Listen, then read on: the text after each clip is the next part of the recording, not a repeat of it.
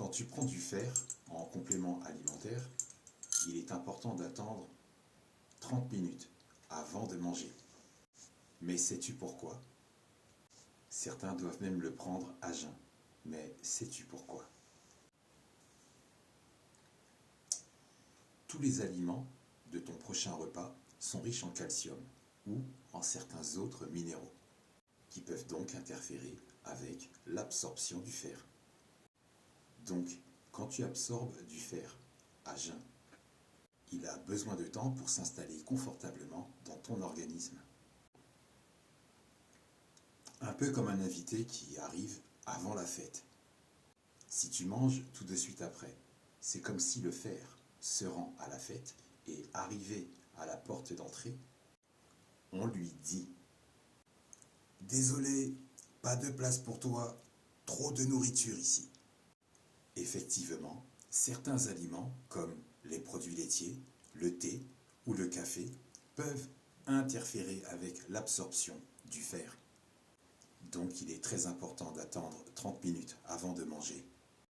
Imagine que le fer est un super-héros qui vient d'arriver dans ton corps. Il a besoin de temps pour se préparer à sa mission. Sa mission, c'est aider à transporter l'oxygène dans le sang et soutenir la production de globules rouges. Donc, si tu te mets à manger tout de suite, c'est comme si le super-héros se retrouve dans une fête où tout le monde veut attirer son attention.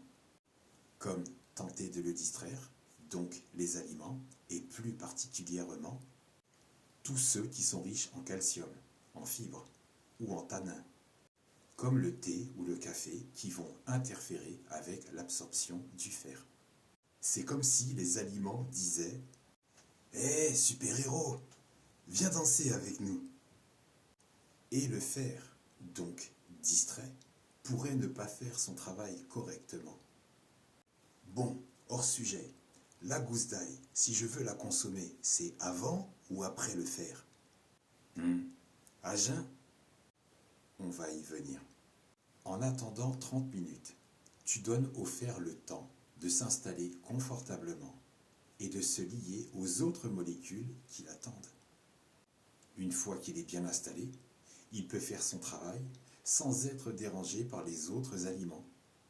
C'est un peu comme si on lui disait « Prends ton temps, je vais préparer le buffet, les petits fours et les cocktails.